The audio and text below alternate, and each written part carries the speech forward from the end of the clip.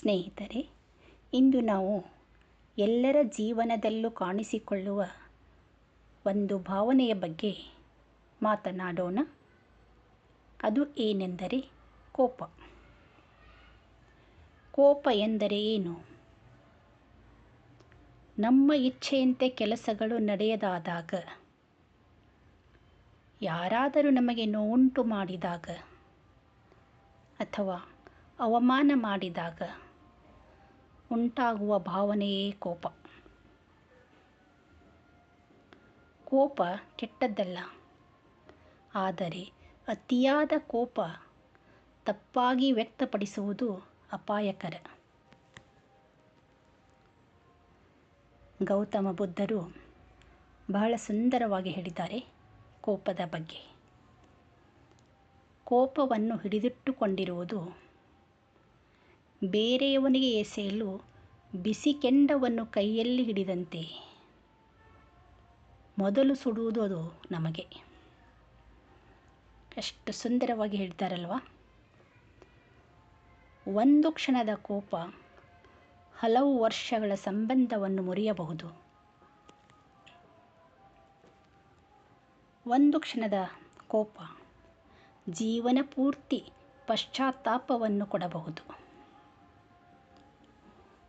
ಒಂದು ಉದಾಹರಣೆಯಾಗಿ ಅರ್ಥಗರ್ಭಿತವಾದ ಒಂದು ಕಥೆಯನ್ನು ಹೇಳೋಣ. ಕೊನೆಯವರೆಗೂ ಈ ವಿಡಿಯೋನ ನೋಡಿ, ನಿಮಗೆ ಕೋಪದ ಬಗ್ಗೆ ಫುಲ್ ಅರ್ಥ ಆಗುತ್ತೆ.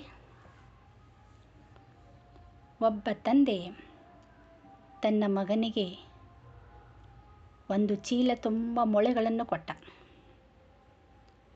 ನಿನಗೆ ಕೋಪ ಬಂದಾಗ ಗೋಡೆಯ ಮೇಲೆ ಒಂದೊಂದು ಮೊಳೆ ಹೊಡೆ ಎಂದು ಹೇಳಿದನು. ತಂದೆ ಹೇಳಿದಂತೆ ಮಗ ಕೋಪ ಬಂದಾಗ ಆ ಮೊಳೆಗಳನ್ನು ಗೋಡೆಗೆ ಹೊಡೆಯುತ್ತಿದ್ದ.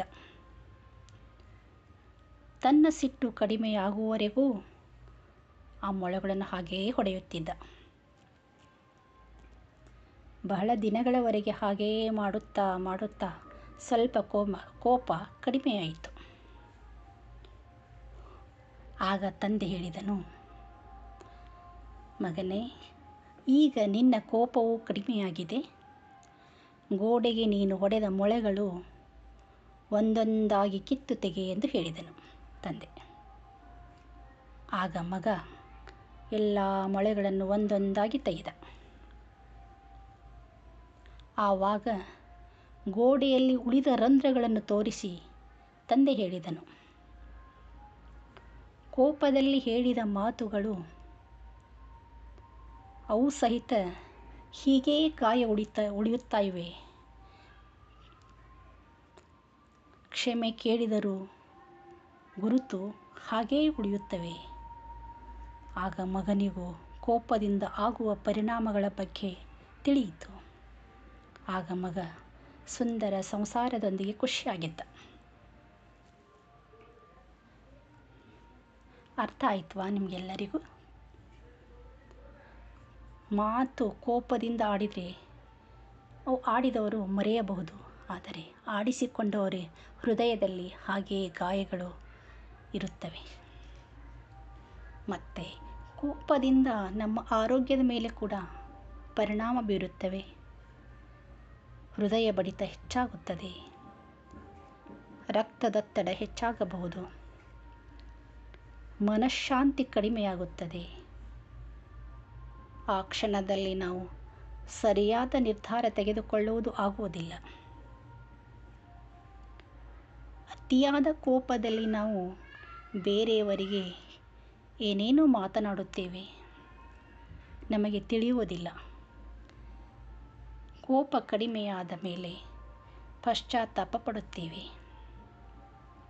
ಅದಕ್ಕೆ ಹೇಳೋದು, ಮಾತು ಆಡಿದರೆ ಹೋಯಿತು, ಮುತ್ತು ಹೊಡೆದರೆ ಹೋಯಿತು ಅಂತ. ಮಾತು ಆಡಿದರೆ ಮತ್ತೆ ವಾಪಸ್ ತೆಗೆದುಕೊಳ್ಳಲಿಕ್ಕೆ ಬರುವುದಿಲ್ಲ, ಮುತ್ತು ಹೊಡೆದರೂ ಕೂಡ ವಾಪಸ್ ಮತ್ತೆ ಬರುವುದಿಲ್ಲ. ಕೋಪದಿಂದ ಮನಃಶಾಂತಿ, ಉತ್ತಮ ಸಂಬಂಧಗಳು, ಆರೋಗ್ಯ, ಗೌರವ, ಸರಿಯಾದ ನಿರ್ಧಾರ ತೆಗೆದುಕೊಳ್ಳುವ ಶಕ್ತಿ ಎಲ್ಲವೂ ಕಳೆದುಕೊಳ್ಳುತ್ತೇವೆ. ಕೋಪವನ್ನು ಹೇಗೆ ನಿಯಂತ್ರಿಸುವುದು ಎಂದರೆ, ಕೋಪ ಬಂದಾಗ ಕೆಲವು ಕ್ಷಣ ಮೌನವಾಗಿರುವುದು ಒಳ್ಳೆಯದು. ಪ್ರಶಾಂತವಾದ ಜಾಗದಲ್ಲಿ ಒಬ್ಬರೇ ಕೆಲವು ಕ್ಷಣಗಳವರೆಗೆ, ಅಂದರೆ ಕೋಪ ಕಡಿಮೆಯಾಗುವವರೆಗೂ ಕುಳಿತುಕೊಳ್ಳುವುದು